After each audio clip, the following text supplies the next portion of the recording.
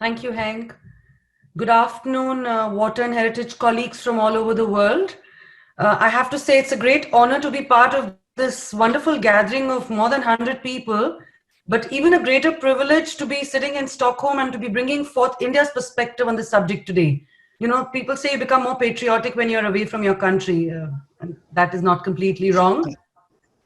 In the few minutes allocated, I would like to broadly touch upon both the initiatives at the national level on setting up a water and heritage working group, which happened almost in tandem with the international efforts that Ian and Tino have spoken about.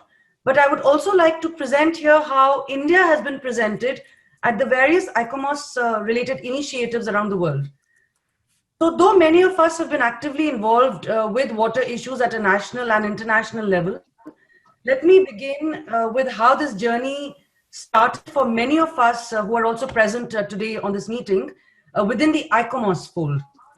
So I'm sure Henk would remember this particular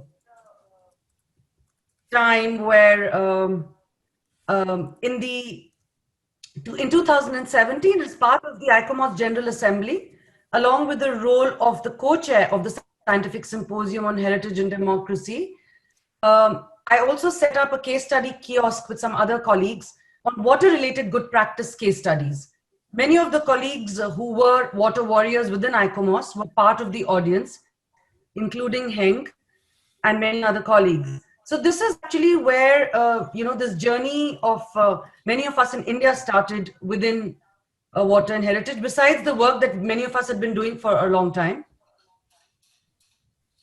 This led to some of us being invited to Taiwan as part of the International Conference on Water and Heritage, organized by TV. And we presented the case of traditional wisdom here, gender and, the gendered approach and many other facets which are important to traditional cultures and indigenous cultures, and India being one of them. This then went on in us putting together at the Stockholm World Water Week a sort of a session with the under the support of ICOMOS International, with ICOMOS Sweden, ICOMOS Netherlands, and the Arab Regional Center of World Heritage. And this was a session on water and heritage, traditional knowledge for the future, set up in 2019.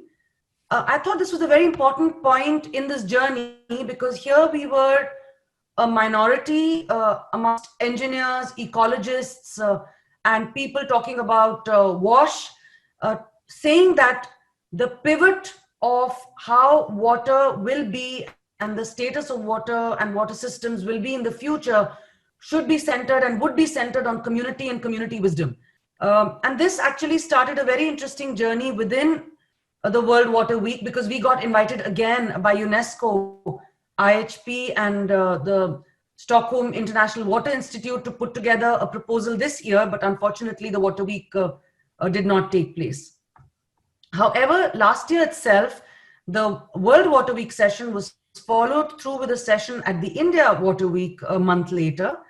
And this was again a significant point in our journey of bringing together organizations such as ICID, which is the International Commission on Water and Drainage, Irrigation and Drainage, under the able leadership of Mr. A.B. Pandya, as well as IUCN India, because a lot of people mentioned about nature and culture and how we are bringing together these journeys on a water mission. And so here was something that we put together in India, looking at irrigation, drainage, nature, and IUCN India came forth under the able leadership of Mr. Vivek Saxena and Ms. Archana Chatterjee. It was interesting because here we sort of were bringing together collaboratives for the next, at the local level. GRIPS Tokyo and Professor Hiroki then organized an event on water and culture under the, Henk has already mentioned, but under the aegis of Their Majesties, the Emperor and Empress of Japan.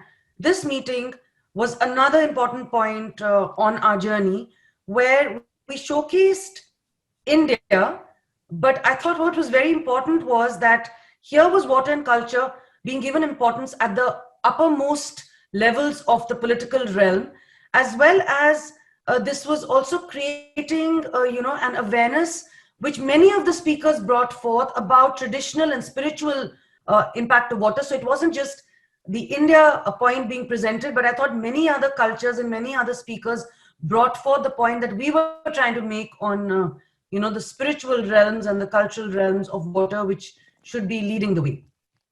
Now coming back to the boundaries within India. So here was a very important initiative that was set up in 2018, like I said, almost in tandem with what was happening at an international level, where there was a proposal put to ICOMOS India Executive Committee for the formation of a national working group on water and heritage. This approval came through in 2018 itself. And in 2019, this national working group was activated with coordinators Priyanka and Amit taking the leading roles. It's a fairly active group. They're trying to do a lot of work within their long-term goals of improving understanding with documentation and research, strengthening management and policy frameworks, positioning water heritage as a source of learning for the future. Looking at, they have nature and culture pretty much centric to the whole initiative, looking at policy development and planning process, to look at global frameworks and initiatives such as the SDG, Ramsar conventions.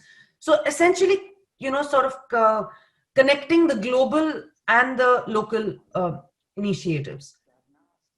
Before the webinar craze took over the world this year, in November last year, the young professionals, the emerging professionals in India, along with this Water and Heritage Working Group, put together a webinar called Water and Heritage in India, the World Heritage List and the Way Forward. This was very interesting because many ideas of the ecosystem services, gender, also music, and other intangible heritage were brought together in this webinar by these young professionals. And I would encourage many of you, this is out in the public realm, this recording, that you must back and listen to it. While I was making this, preparing this presentation, the Water and Heritage Group gave these pointers for what could be the way forward with what we are doing at an international level of trying to set up the ISC. So they suggested about establishing synergies between the proposed activities of the ISC and the national working groups, or possibly whichever committees are able to set up their NSCs. They spoke about collaboration between professionals and organizations, such as what is happening or what happened with ICID and IUCN at the India Water Week, so that we could facilitate dialogue with the national counterparts, while talking about the global issues. They talked about platforms for sharing information and updates, the activities of the ISC to be shared regularly, and in tandem with what the national working groups or NSCs were doing, as well as links to other relevant works and events. And also a members corner where we could showcase good practices of what work is happening. And what is interesting here is that we know that a lot of work is happening on water. We are a very small part of this large body of intention, work, actual making a difference on the ground. And I think what most of us are interested in is now tying it all together so that we can scale up the impact. They also mentioned about connecting with other working groups. Coming back to what at the international level, with what the ISC and what impact we should be making as part of the ISC is, we must keep climate change and the SDGs very centric to our conversation on water at a global level, but also looking at how our local initiatives are actually feeding back into the whole climate change agenda and the decade of action for the SDGs.